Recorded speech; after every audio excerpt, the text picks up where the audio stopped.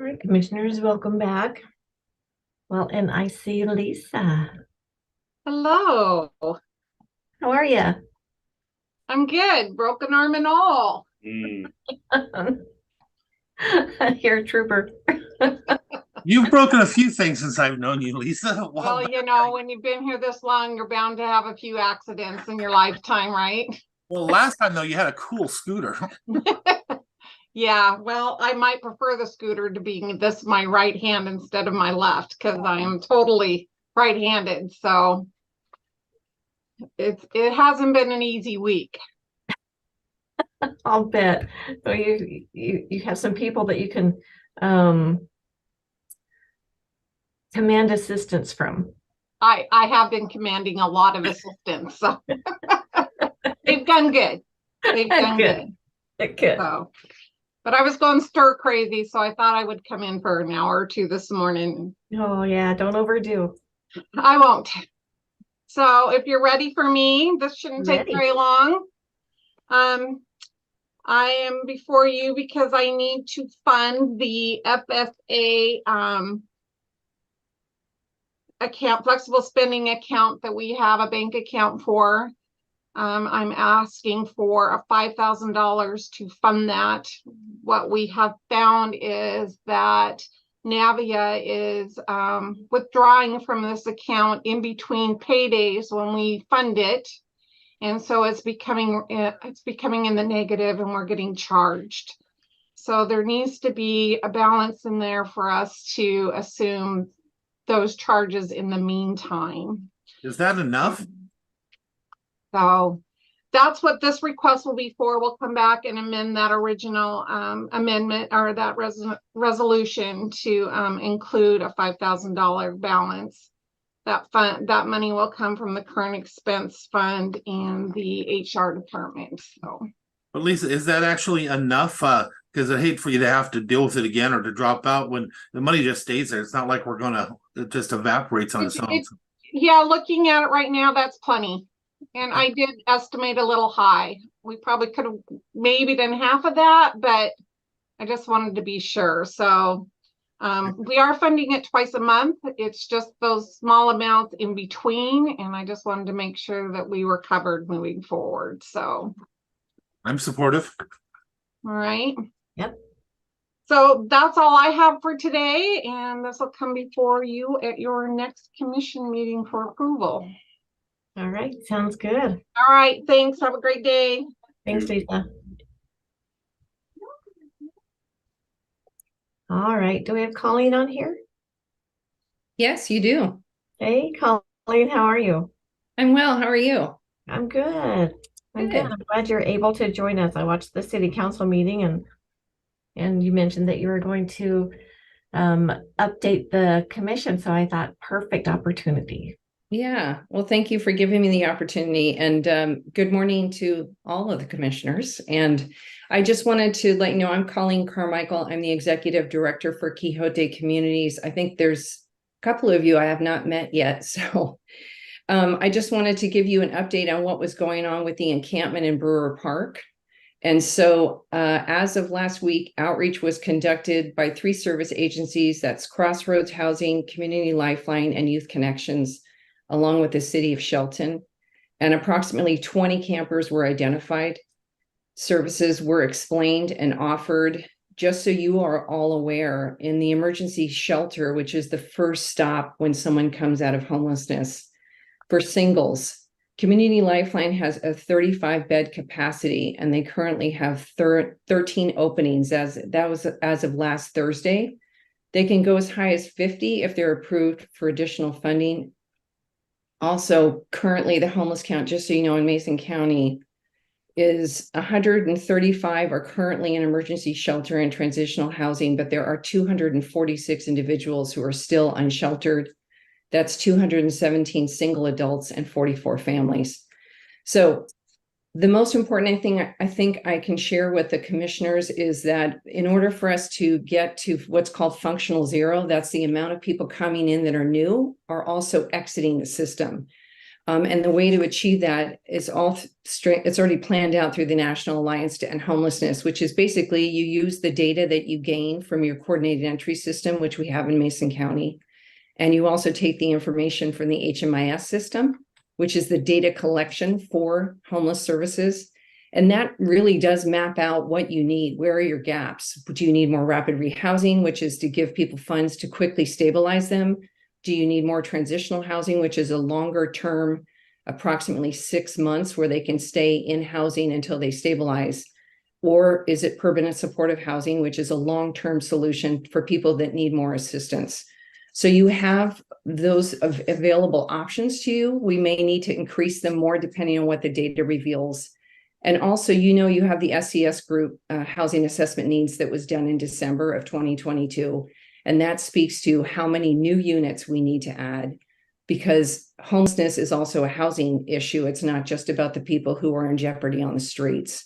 So we have all the data that we need. Thankfully, we have a great county that has collected that data. And it's just taking a look at the data to see where are the gaps and how do we need to assess funding for the future. So anyways, that's pretty much what I wanted you to know. If anyone has any questions they want to ask, I'd be happy to answer them. Okay, commissioners, any comments or questions? Yeah, just a couple from me. First off, thanks, Colleen. I appreciate you taking the time to be with us this morning. Of the outreach conducted on last week of the 20 individuals at Brewer Park, how many of those individuals either took up the opportunity to go into those 13 open beds at Community Lifeline? And of that population, of the 20 that were engaged with last week, how many of those have been trespassed from Community Lifeline or are ineligible to seek shelter there? It's my understanding that there were some that were offered services. Not everyone took them up on those services, which is not unusual. So with the homeless population, just so you all understand, outreach is critical. And the reason why outreach is critical is because it forms that trust and connection. When someone comes up to you that you're not aware of and offers you services, typically the first thing is you say no. So that's not unexpected that they said no, but that's part of the reason why it's nice to have Community Lifeline next door, because they can operate in that way. They have outreach workers specifically. So does Crossroads Housing, and so does Youth Connection. But to answer your point, I think probably maybe 4 or 5 were wanting to go in. I think the actual number that took advantage of the overnight shelter was less than that. Again, it speaks to shelter is a one-step option. Most people know that shelter is not leading to housing, so they're not interested in relocating just for a night or two when they really do need something longer term. So that doesn't surprise me, but I think it does speak to the need. And we're already kind of aware of what some of the needs are in this county. It's just a matter of striving to get the funding for those in these new funding cycles that are coming forward. And then just a quick follow-up. Of those folks that were part of the outreach last week, do you have an idea of how many of those were currently on the coordinated entry master list? I do not know that, but Crossroads Housing coordinated entry should be able to give us that data. So it would be my understanding that since they were all spoken to, that most of them have already been through the coordinated entry process. And we also have a mix on site. Not everybody who's on site is someone who's in need of homeless services. So it's making sure that we identify who actually does need and qualify as a person who's homeless. And I think of the 20 campers that we identified, those are the people that actually do qualify as technically homeless, according to HUD definition. So we obviously have more work to do as that encampment, I hope, will not grow, but honestly, my expectation is it probably will. If you try and break it up, which I think was attempted, it was my understanding from the city manager this morning that some of those people went out to different areas in the city, which is what we anticipated would happen if you tried to split up that service area. So it's a very difficult situation to address, but I think we have some exceptional providers in this county. And hopefully between the group of us, we can come up with some solutions and find some funding paths going forward. So. Colleen, there's an old expression, the amount of papers I carry is in direct correlation with the size of my briefcase. Yes. The more stuff we provide, the more things we also end up at times bringing people in that were not from here.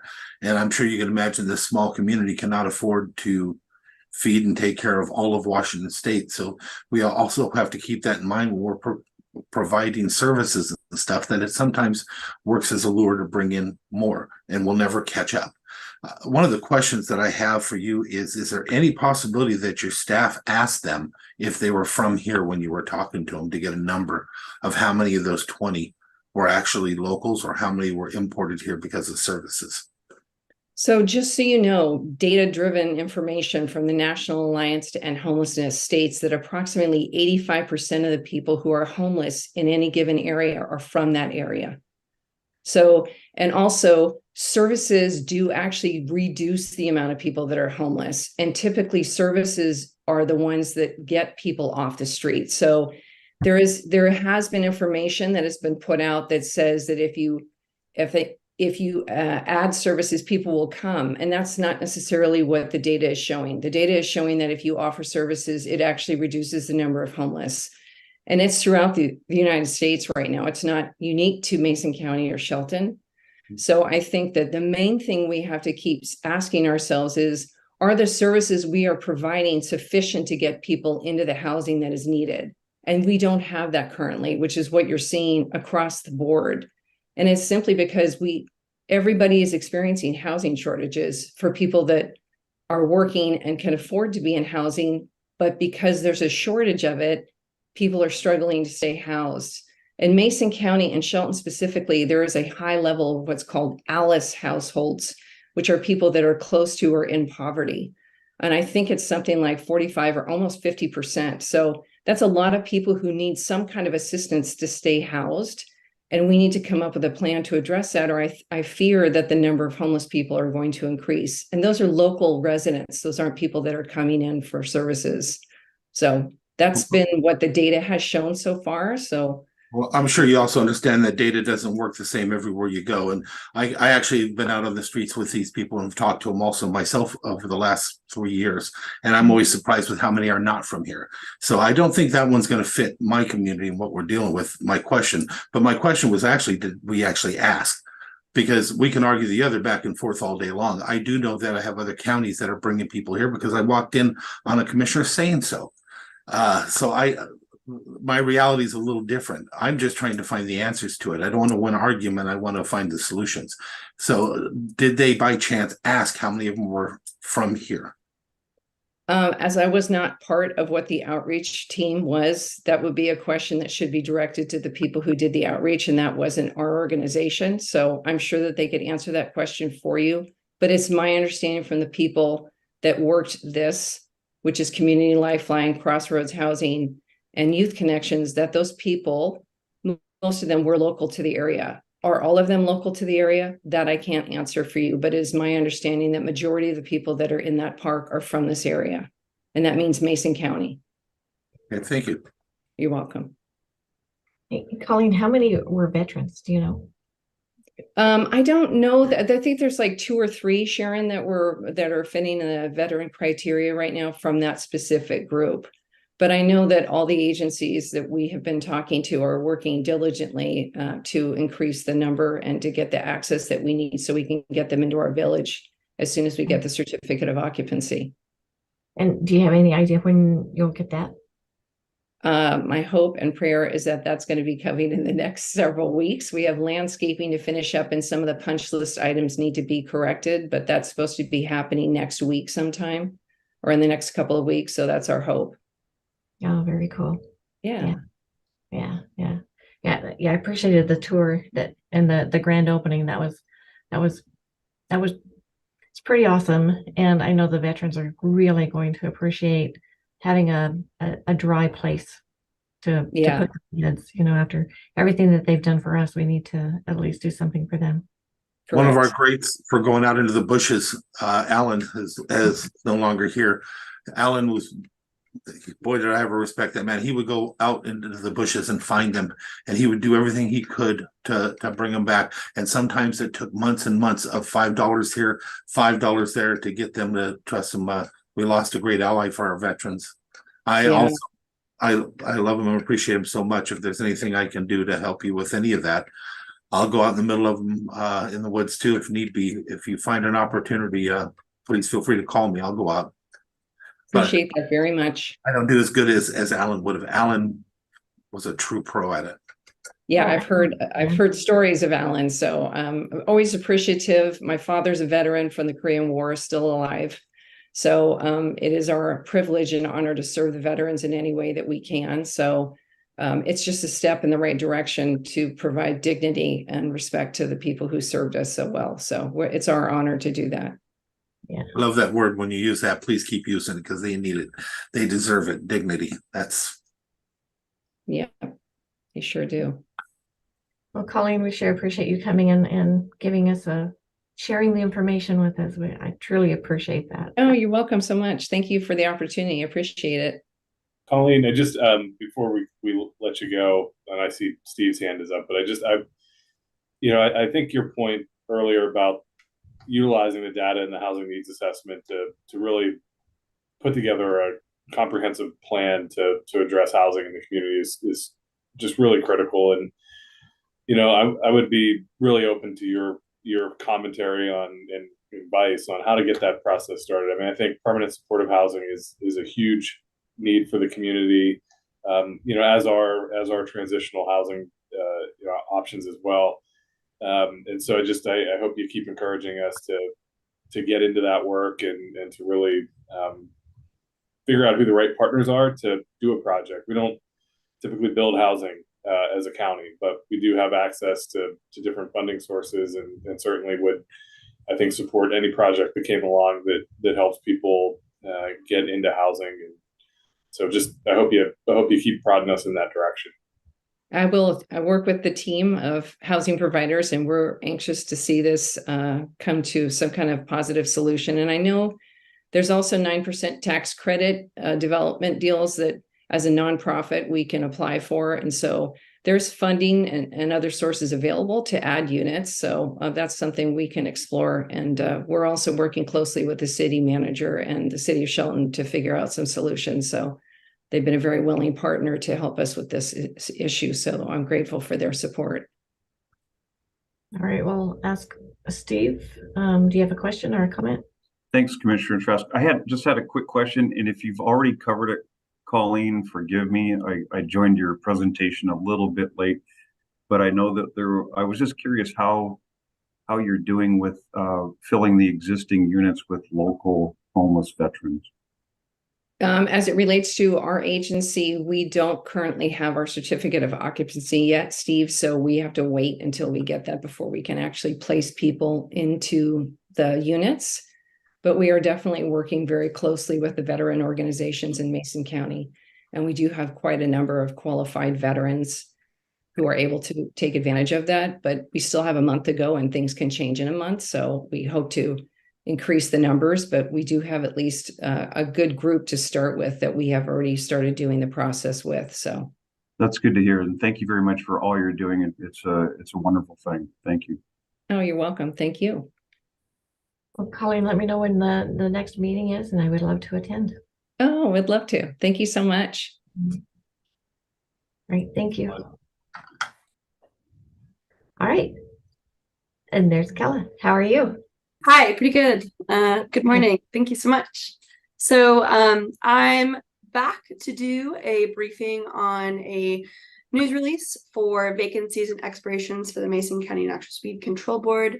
It's been about 6 months since we did our last news release. So just to kind of keep things up to books, we've decided to do another news release just to kind of spread the word further.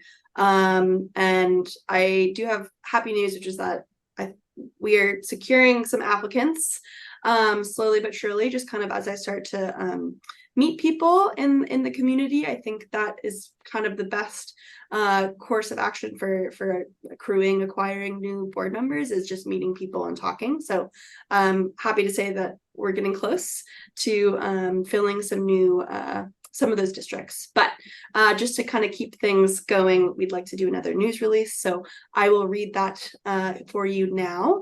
And that news release is as follows. So the Mason County Board of Commissioners is seeking applicants to fill 4 positions on the Mason County Noxious Weed Control Board. The Board of Commissioners appoints Noxious Weed Control Board members to 4-year terms. The Noxious Weed Control Board consists of 5 voting members, each representing one of the 5 designated weed control districts in the county. At least 3 of the 5 voting members must be engaged in the primary production of agricultural products, such as livestock, crops, shellfish, timber, or Christmas trees. The Noxious Weed Control Board currently has 3 vacant openings, which includes District 4, which is Belfair and North Mason area, District 5, west of the Hood Canal and north of Potlatch, and District 1, Shelton area and west to Matlock and south to the county boundary with Thurston. In addition, the board gave notice of expiration of terms of office and is seeking applications for board members to represent District 3, Skokomish Valley and the Union area. The board has the mission of protecting citizens' natural resources, including lakes, shellfish, and timber, livestock, and agricultural resources of Mason County from the degrading effects of noxious weed invasions. The board functions to identify priority weed issues and develops a strategy to control noxious weeds with the cooperation of residents and agencies in the county. The Mason County Noxious Weed Control Program works to educate residents on noxious weed identification, control methods, and works cooperatively with landowners who have noxious weed infestations. Please consider serving our county and protecting against weedy invaders by becoming representative on the board. And to obtain an application, please contact the program at 360-427-9670 extension 592. And applications are also available on our website. For more information, get a hold of me, the program coordinator, Kela Hall-Wieckert, at that extension, or my email address listed here. So that's our news release. Really hoping that just with some more engagement, person to person, we'll be able to fill more seats. But we have a few applicants that are rearing to go, but got to kind of do the process here. So. No, that's awesome to hear that we have people wanting to step up and to serve the community. So that's pretty darn cool. Yeah, I'm very excited. Yeah. Commissioners, any questions or comments? Not for me. None for me. Good to go. All right, Kela, thank you so much. Great. Thank you very much. I appreciate it. Appreciate you. All right. Well, next on the list, we have public defense. Peter. Yes, hello, good morning, commissioners. So I actually put 2 items on the agenda in an effort to be, efficient. First off is last year when we created the juvenile deputy position, I indicated to the commission that in a year's time, in the 2024 year, I could probably get that funded through OCLA. I've submitted a proposed contract from OCLA. There is good news and bad news with the contract. The good news is that it is for more money than I thought it was going to be for. And of course, I will never be mad at having additional revenues. The bad news is that it has reporting and training requirements that I also did not anticipate when we created that position. And so I am proposing, because we're going to have to add a bunch of training and administrative type requirements, hourly tracking, that sort of thing, to that position, that we reclassify that position to a deputy 3 in order to add those requirements to it, and then accept the money. The money that's coming in still more than offsets the cost of a deputy 3, and so essentially we can keep things as they are and pay for someone ourselves, or we can give them more money but use someone else's money to do it. My thought is we use someone else's money to do it. All right, I see Mary on here. Was this taken before HR? Yes, I looked at it and I think that taking the juvenile duties out of the 2 and putting it into the 3 would be more appropriate based on the level of work that's being done and the additional requirements and higher responsibilities. I think it's appropriate. All good with me then. Makes sense. Yep, absolutely supportive. Okay. And that would all take effect as of 2024. So we keep it at a 2 for here, and it'd be a 3 in 2024. Great. Well, it looks like you've got 3 out of 3. Awesome. That makes that easy. The next thing is actually, I try and make these things easy for you folks. The next thing is at my recent WDA conference, or my WDA directors retreat, I was informed that Seattle University has now started accepting paid positions. I've been working with the district court and the prosecutor's office to find a docket that we could do entirely remotely, because Seattle University could potentially provide Rule 9 interns if they didn't have to travel here from Seattle.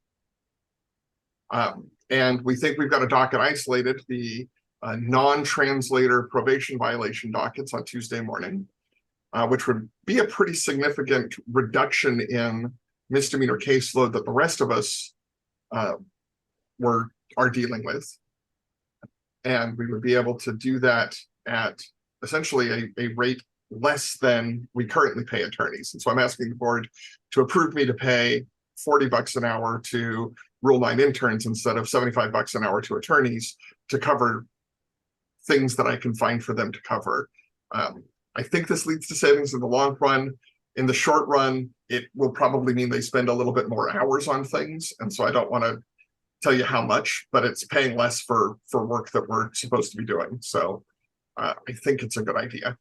And also, it's another place for me to find people. That's been a hard thing for me. And so if I can start greasing the skids to get them in, that would be really helpful. Commissioner, my response is simple. Well done, Peter.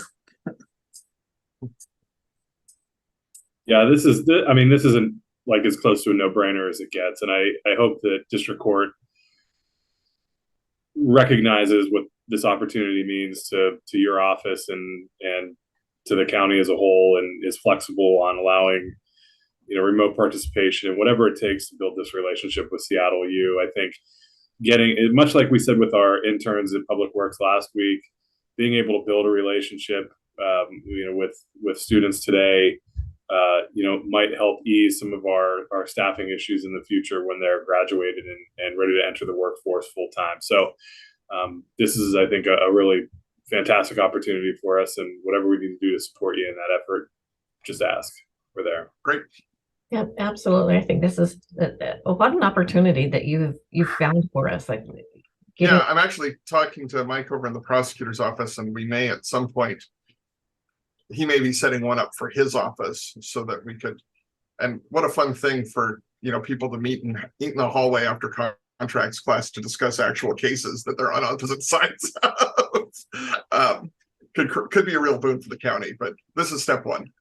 Right. I think it's a great opportunity for the students, and it is that too.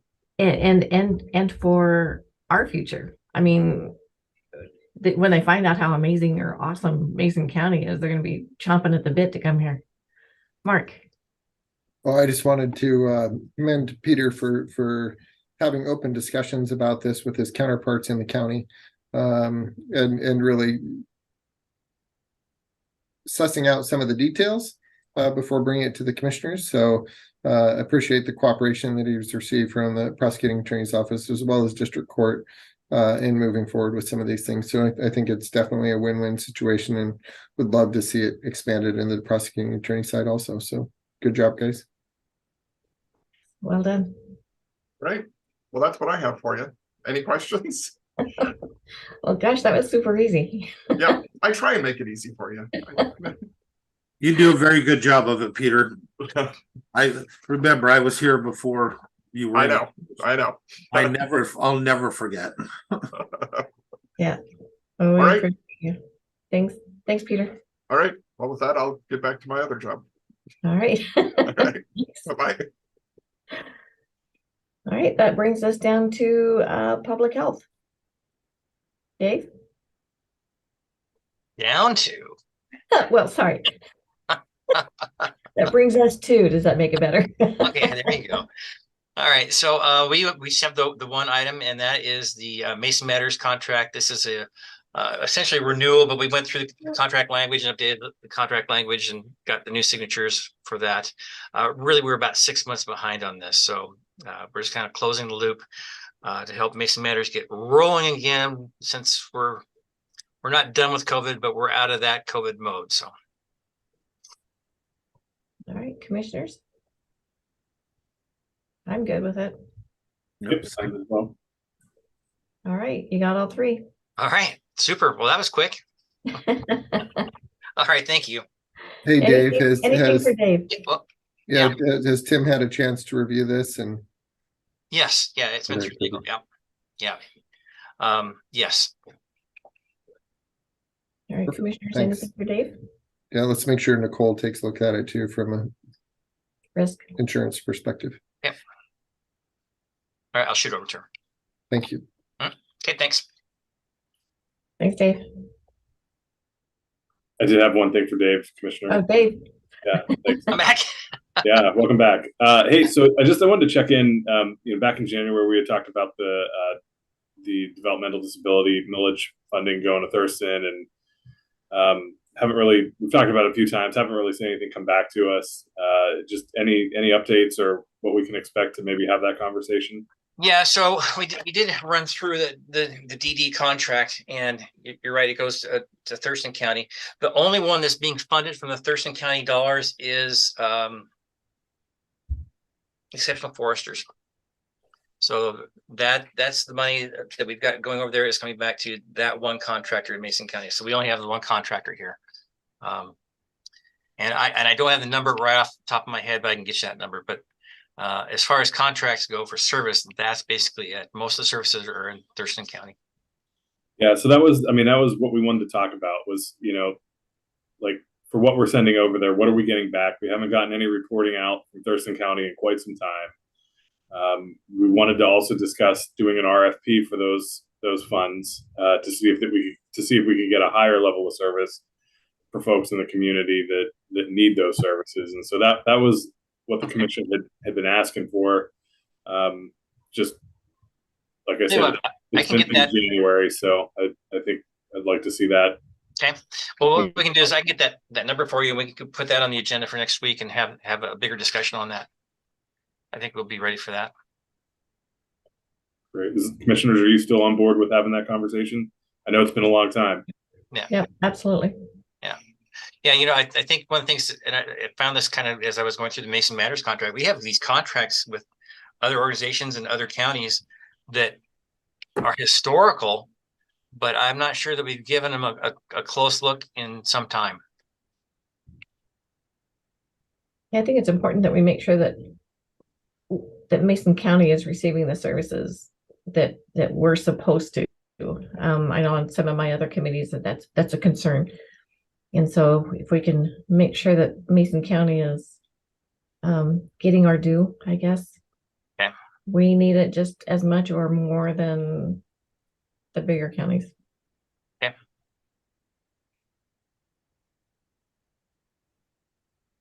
Anything else for Dave? Yeah, one other thing I really well I've got it ready here, and that is we have been researching through a company now for about 3-4 weeks, and this company name escapes me. I was just looking for it. Anyway, you input, you talk to them, you an onboarding with them, and we were looking for software to help us with our grant processes, both grants up and grants down. So grants that we would pull from grants contract management, and then how do we work with our folks that work with us. And they sent us a number of recommendations, some of which were being used by, for example, SK Pacific Action Alliance. So I was able to look at some of their software and talking about those processes. We're going to be coming forward with a recommendation this next week for the briefing. But really the thought process behind all of this is how do we get a grant management software that will also talk to Munis. And one of the nice things about this company is their engineer used to be an engineer from Munis. So there's a nice connection there. But I'll brief it in more detail, but we've gone through quite a process on this, looking at different software to manage grants. Like I said, from above, the ones we pull, and then the ones we push out. So just kind of a heads up, it's coming your way this next week. We've done a lot of scrambling through different companies, and I think this is the one we're settling on. We have talked with IT. IT has been on a Zoom meeting with them as well. So some final questions to Wieckert out that I'm still not completely clear on, and then we'll bring it forward. Sounds good. All right, commissioners, anything else for Dave? Not for me. All right, Dave, thank you. Thanks. All right, Mark, you're up. All right, thanks, Commissioner. First off, I've got John Taylor to talk about park host contracts. Good morning, Commissioners. I provided to you our new update for our policy along with the resolution, if I'm not mistaken, which is in compliance with the RCW 67.20.010, which allows us to manage our parks and recreations. And what we've done is we've added the park hosts piece of it so that our parks are safer, cleaner, and operating more efficiently with the amount of staff that we have. And so what we're asking for is that the new policy be approved and that the resolution be signed as well, allowing us to continue our program. Are there any questions? No, I appreciate you looking and paying attention to the RCWs and making sure that we're compliant. So appreciate that a lot. Any questions, commissioners? Oh, not for me. I have a different question other than that one, though, other than that subject form. Okay, so it looks like this is ready to, we all agree that it's good to go. Awesome. Are there any other questions? Yeah, John, do we have any county parks facilities at all that allow for camping? We do not. I didn't think so. I just double checking. Thank you. You're welcome. Anything else? Great. Thank you, Commissioners. Thanks, John.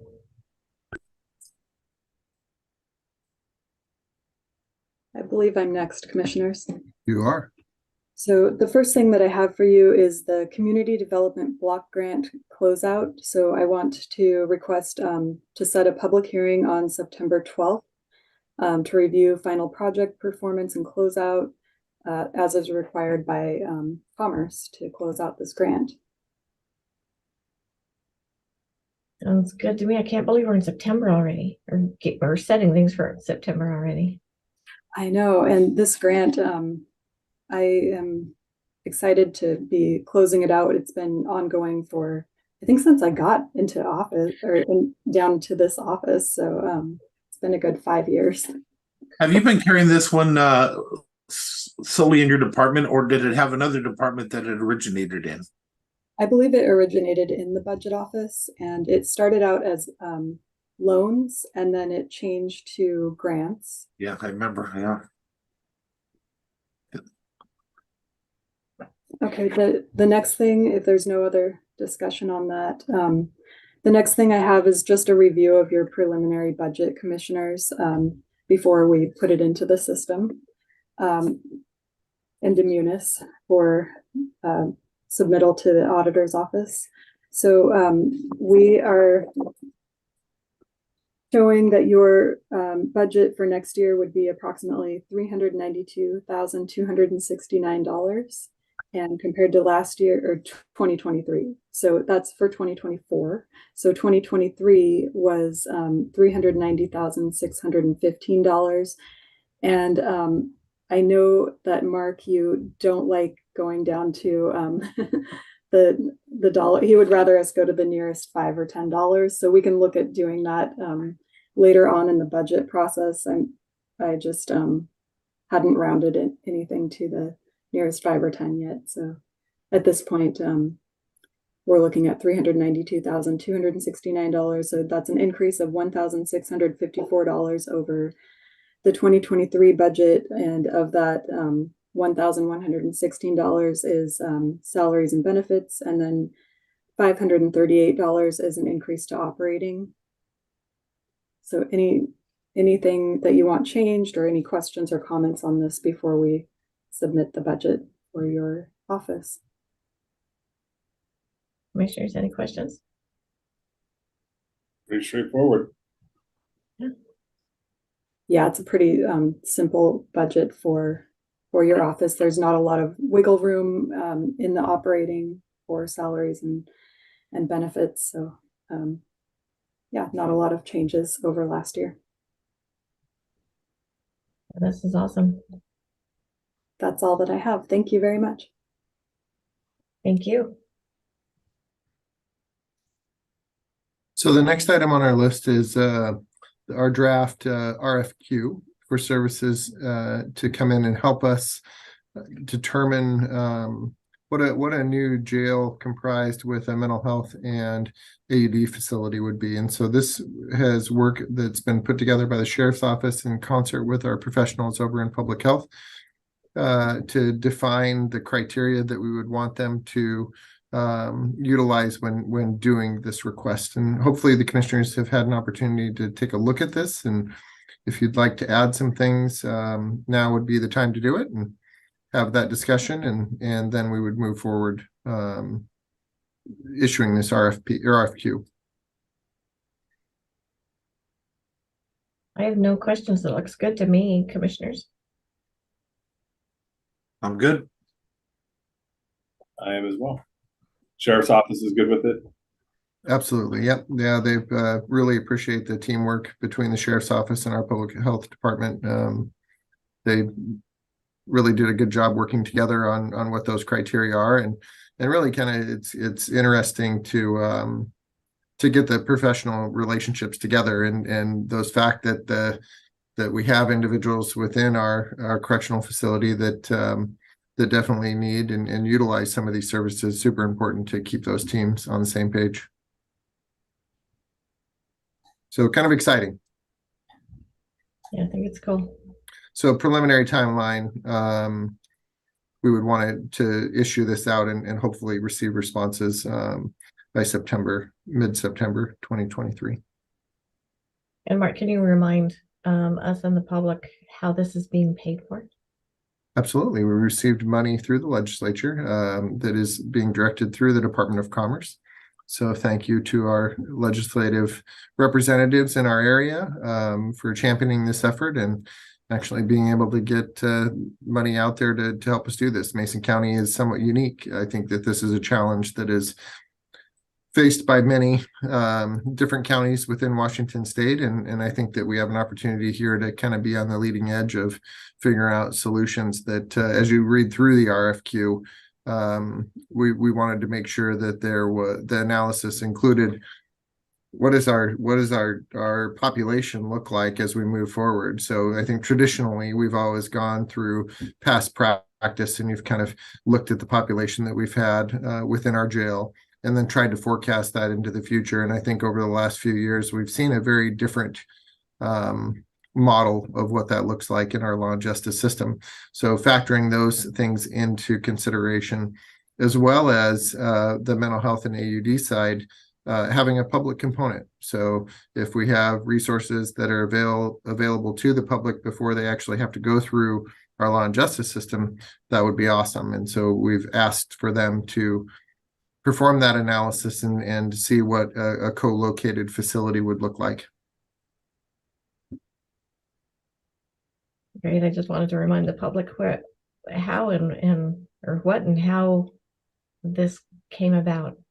Yeah, the who behind it. So thank you to our legislative team. Great. Any questions or comments, commissioners? Just, I mean, I know that it's a little bit probably outdated at this point just because of where we are in the state, but do we get anything usable from the last study that we did, the KMP study? Oh, I absolutely think that that's necessary information because there was a lot of research done. And actually, I think that study initially started out with a regional facility and what it would look like if we combined these efforts with Grace Harbor County, and it transitioned away from the regional facility and definitely came up with some projections, but I think it was a very different time back then, Kevin. So we will provide that information, and I do have some summary documentation that I've received from KMB of the analysis that they did there, and I think that would be a great starting point for whoever is successful in getting this RFQ. Yeah, no, I totally agree. I mean, the landscape has totally changed in the past 4 years. In a lot of ways, but just I don't think we had ever seen anything kind of putting a bow on that one. And so if you do have that information, I would be interested in seeing it at least. Absolutely. Yeah. I apologize if I haven't sent it out. I did contact KMB and asked for a summary. It was kind of a it's a presentation through PowerPoint that just kind of documents it. So I'm not sure if you have that. I think that one of our more detailed resources of information is actually is Patsy over in District Court. So she actually kept a lot of that documentation and has files on it. So I often go to her to see if she has information that would be useful for that also. But I will definitely forward what I receive from KMB to the commissioners. Great, thank you. Mm-hmm. All right, Mark, do you have any administrator updates for us? I do. I'd like to give the commissioners an update on a conversation that I had with Larry Capola out at Port of Allen last week. We were in an administrator meeting through the EDC, and it's an opportunity where administrators get together and kind of share our thoughts and things that we're working together on, and how do we move forward on opportunities to apply for grants and work together and really present a county-wide perspective of what does our path forward look like and how can we support and help each other. During that meeting, I had reached out to Larry and said, reminded him that the commissioners had awarded him some money for drilling a new well in the Port of Allen. And the Port of Allen is actually now researching a different option for that solution in acquiring an existing water system. And so I mentioned that before he moved forward on that, he should come back to the commissioners and revise the current contract that we have with him, because the current contract is very specific to drilling a new well. And so I asked him to do that. I also was concerned about timeline associated with how quickly can this happen, because there is timeline associated with the ARPA funds. The current contract date with Port of Allen goes to July of 2024. So that would kind of be the timeline associated with, you got to spend it before this timeline. And what that does is then, if in fact the Port of Allen is unable to utilize those funds for their finding additional water to provide to residents within their system, then the county could actually have at least 6 months to obligate those funds and not have to return them to the feds. So they have to be obligated before the end of 2024 and spent by 2026. So if the Port of Allen is moving forward with trying to purchase this water system, I think it'd be information that the commissioners should be informed about, and other resources that they have attained to acquire that system is super important too. So I believe that he might have, based on some documentation that I seen in Larry updating his board, it sounded like he got the impression that we were taking the money away. Not taking the money away, just asking him to come back to the board and update the board and making sure that he can spend it within the timelines that are given. Great. I think it's important that people understand that we are responsible, and we have to make sure that we account for the money that goes out and that it's used for what was requested initially.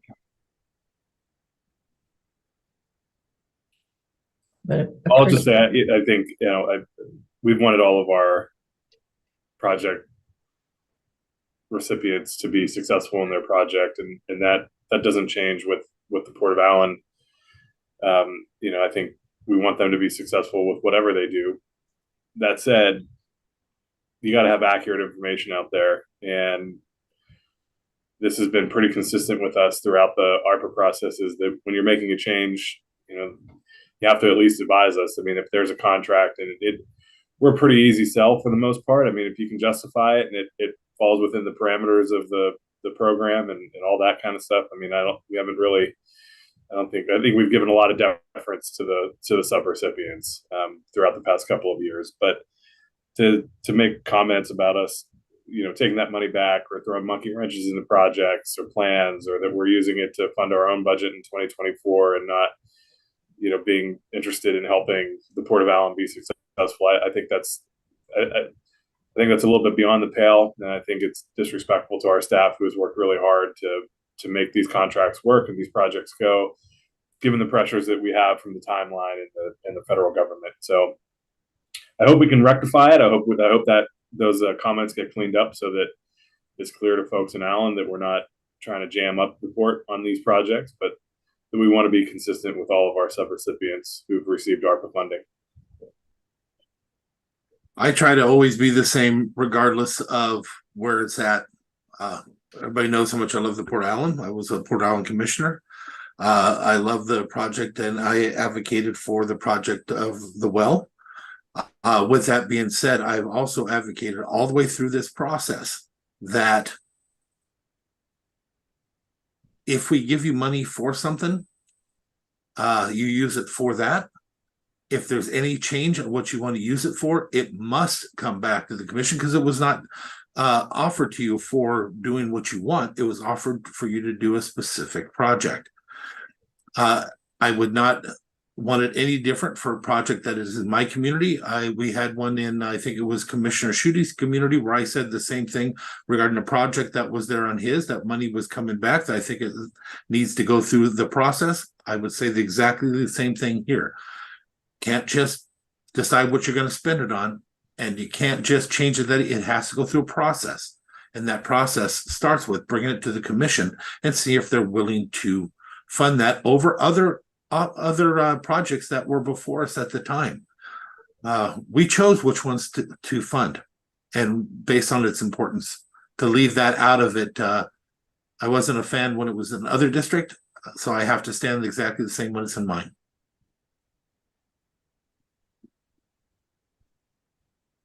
Thank you, commissioners. I apologize if I gave that wrong impression to Larry. But it is important that they come back to you all and kind of give you an update on what you're moving forward with. And during the conversation, he said if they're still waiting for some approval from, I believe it was the Department of Ecology, and so that's where the timeline associated with this money kind of comes into play. And so I'm really trying to stress the importance of keeping us up to date, making sure that that we're able to utilize the money for what it was intended for. And if there's changes, to come back before the commissioners. And if we're unable to utilize this money in the timelines that are given, that the commissioners would like to be able to reallocate that to other projects that we did not fund. So I will follow up with Larry in an email and provide him a copy of his contract where it specifically talks about a new well. And let him know that if he'd like to move forward with the purchasing of a water system, that I would appreciate it if he came to the board and briefed you guys. Which is no different than anything we would ask of everybody and anybody else. Correct. Yep. So that was my update for you on things that occurred since our last meeting. All right, and now we have commissioner discussion. Commissioner Schuette? Yeah, I had one item. We got a call from NACO to support some of the federal changes to inmate medical care coverage by Medicaid. They provided some sample letters. I just wanted to see if the commission would be interested in sending a letter off to Congressman Kilmer and Senators Murray and Cantwell. And if you are, I'll prep it this week and get it to Mackenzie for Monday. And with your permission, vote on Tuesday. I look forward to seeing it on Monday, Kevin. Absolutely. Look forward on that one. Great, thank you. Thank you. Commissioners, anything for Mark? We have commissioner discussion at the end of the meeting as well. And if not, we'll move ahead. Good with me. Good. All right, Loretta, your turn. All right. Good morning. Good morning. We have an action item to amend our 6-year tip in our annual construction program. And I'm going to ask commissioners for a quickie change on that. We have our upcoming hearing as well for the following year's adoption and approval of the annual construction program and 6-year tip. And rather than having 2 back-to-backs, I'm recommending that we just simply have one hearing to cover both of those items, if that's acceptable to you, commissioners. It is with me. Yep. Yeah, no problem here. Okay, awesome. We will get with McKinsey and make that happen. And then the next item, commissioners, is an approval to create a new CRP for the Shelton Matlock Road project.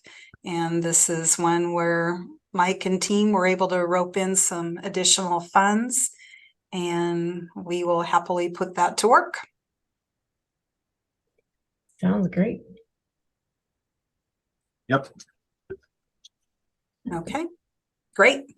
And then the next item, commissioners, is a request to add and hire an additional administrative assistant, FTE, for the department.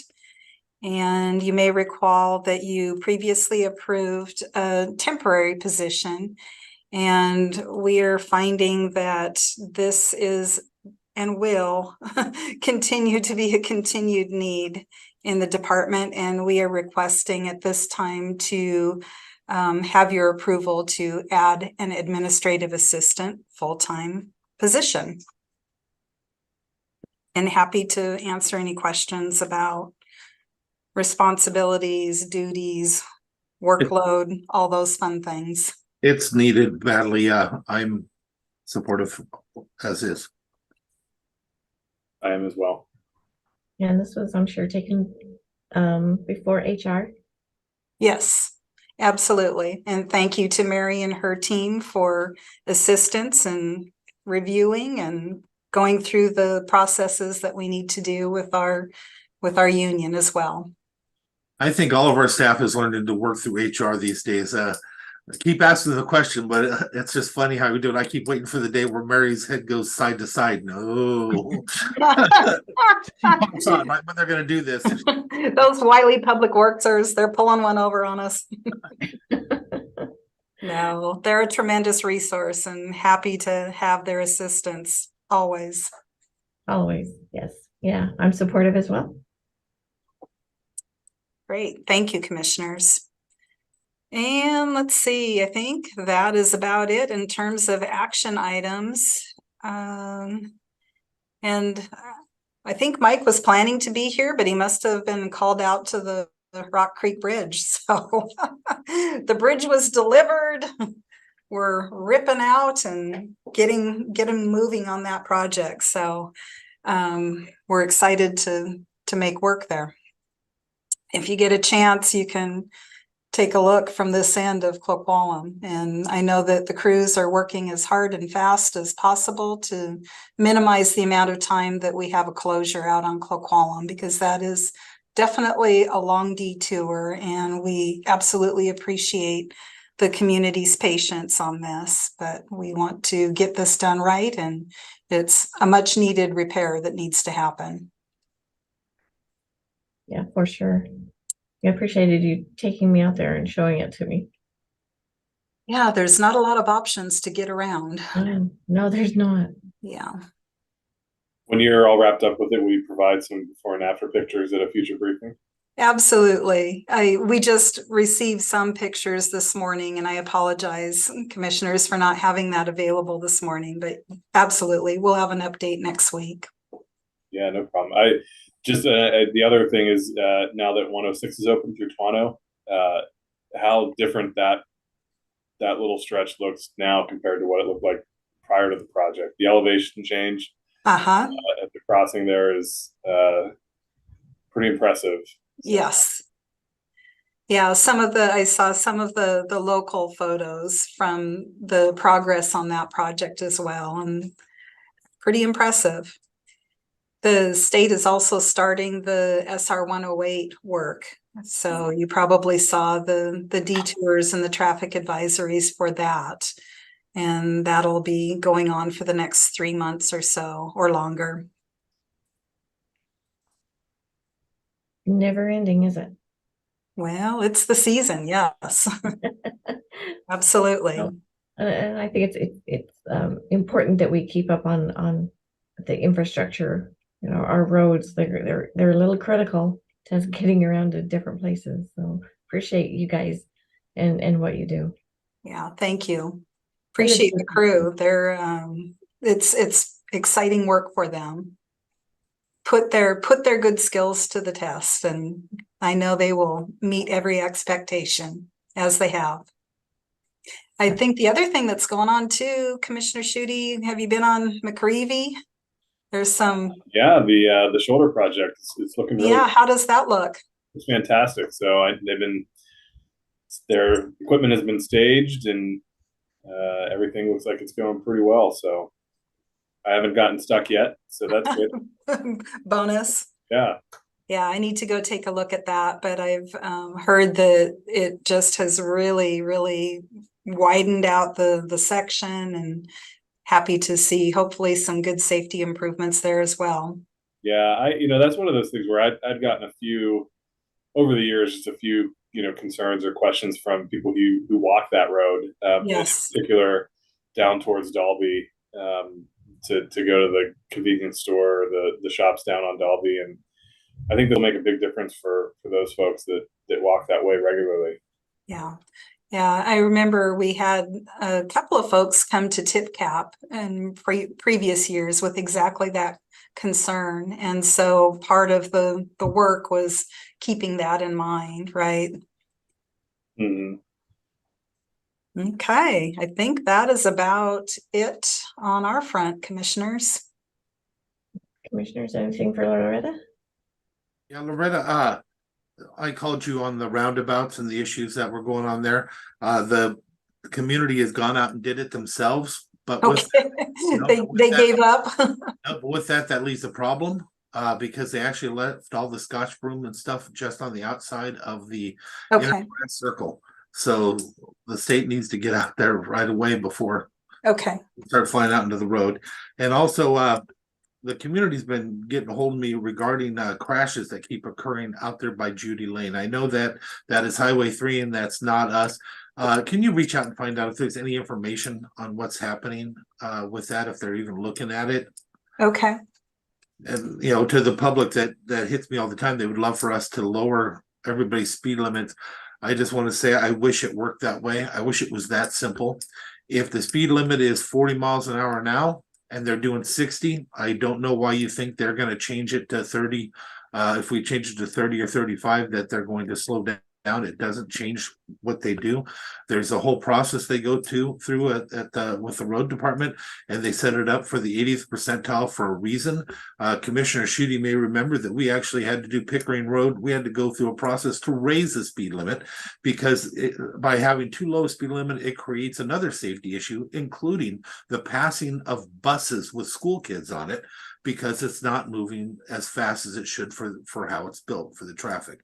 So just for the public, I want you to know, I wish it was that simple. And I do continue to send things over to Loretta, and they do look at it. They look at different options, but just know it's not that easy. And you've heard us say it a whole bunch of times. You can't legislate stupid. People are going to do stupid things. And no matter how much you try to legislate it, they're still going to do stupid things. But for that area around Judy Lane and Highway 3, I guess there's been quite a few accidents. If we could just look and see if it's on their radar, if they are doing anything, we get copies of it so I can look at it and I can disseminate the information out to my community. Thank you. Yep, you're welcome.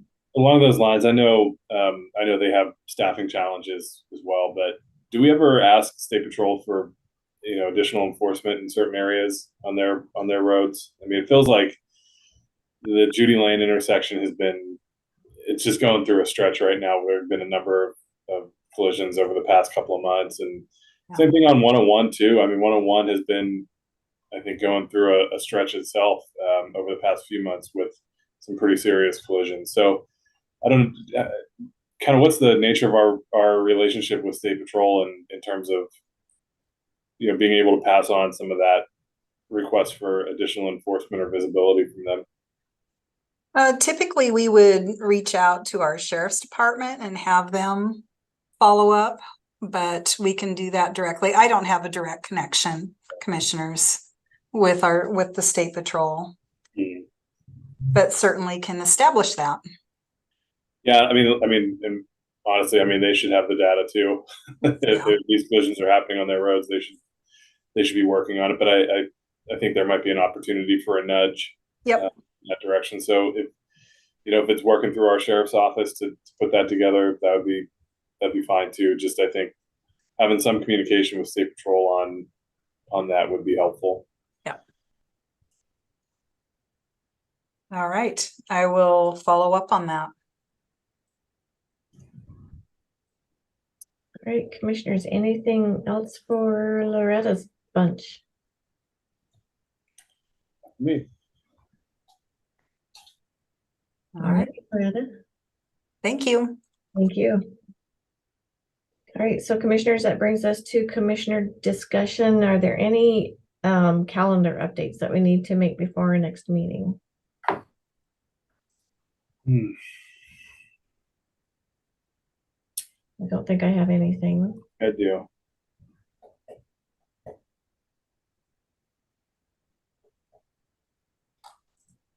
Okay. Well, that brings us to the end of our agenda. Madam Chair, move we adjourn. Second. All right, we are adjourned. Thank you. Thank you all. Good day. You too.